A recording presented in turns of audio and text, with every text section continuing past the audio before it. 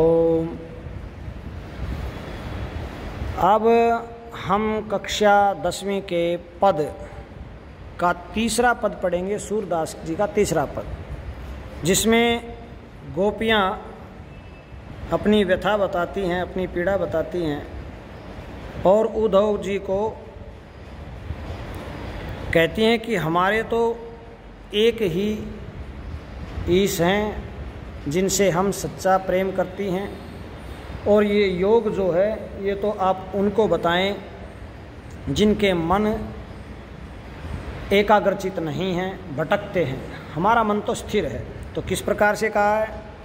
हमारे हरिहारिल की लकड़ी, मन करम बचन नंद नंदन उर, यह दृढ़ करी पकड़ी, जागत सोवत स्वपन दिवस निशी, कान्ह कान्ह जकरी, सुनत जोग लागत है ऐसो, ज्यों करवी ककरी, सूतो व्याधि हमको ले आए, देखी सुनी न करी, यह तो सुर तिन ही ले सौंपो, जिनके मन चकरी।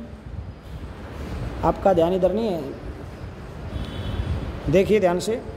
हमारे हरि हारिल की लकड़ी, हमारे जो हरि हैं, हमारे जो भगवान श्री कृष्ण हैं, वो हमारे लिए हारिल पक्षी की तरह, हारिल पक्षी की लकड़ी की तरह। हारिल एक पक्षी होता है।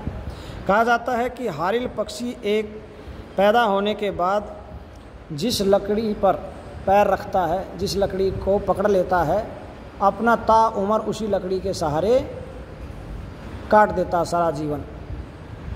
तो यहाँ भी ये कह रही हैं गोपियाँ कि हमने भी श्री कृष्ण को अपने जीवन में अपना आराध्य मान लिया है, हम तो श्री कृष्ण के अलावा किसी को नहीं जानते। क्या कहती हैं? मन कर्म वचन नंद नंदन उर, हमारे मन और वचन कर्म में नंदन के नंदन, नंद बाबा थे, उनके नंदन, उनके बेटे अर्थात श्री कृष्ण, वो हमारे उर हृदय में हैं, और हमने उन्हें यह दृढ़ करी पकड़ी, दृढ़ विश्वास के साथ, दृढ़ निश्चय के साथ उनको पकड़ रखा है कि बस उन्हीं का अपना ध्येय माना हुआ है। ठीक है।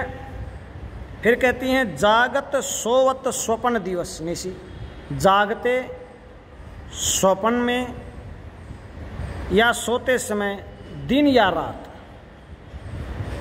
हम चाहे जाग रही हों, चाहे हम सो रही हों, या हमें कोई स्वप्न भी आता है तो उसमें भी श्री कृष्ण ही आते हैं। दिन हो या रात, हम एक ही जाप करती हैं, कहने कहने जकरी, हम श्री काना काना श्री कृष्ण कृष्ण जी का जाप करती हैं।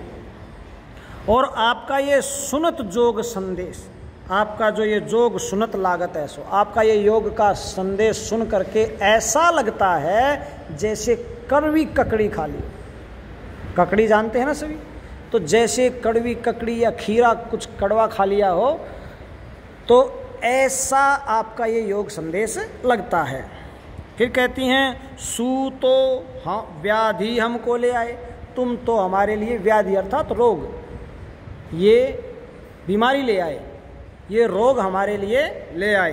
तू सूतो व्याधि हमको ले आए, आप तो हमारे लिए ये एक रोग, एक बीमारी ले आए। और बीमारी भी कैसी? देखी सुनी न करी, हमने आज तक न जिसको देखा, न सुना, न किया। तो योग को तो हमारे लिए एक बीमारी है, और ऐसी बीमारी है जिसको हमने आज तक देखा, सुना, न करा। यह तो सुर तिन ही ले सौंपो, जिनके मन चकरी। यह तो हे सूरदास जी कह रहे हैं गोपियों के माध्यम से, गोपियाँ कह रही हैं कि यह जो योग का संदेश है, यह तो उनके लिए है, उनको दे दो जिनके मन एकाग्रचित नहीं है, एक जगह नहीं टिकते हैं। कई बार 10वीं कक्षा के बच्चे कहते हैं सर हम पढ़ते हैं मन नहीं लगता, तो ये तो 10वीं कक्षा के बच्चों को दो, या उनको दो जो कहते हैं कि हमारा मन टिकता नहीं है पढ़ाई में या ईश्वर की भक्ति में।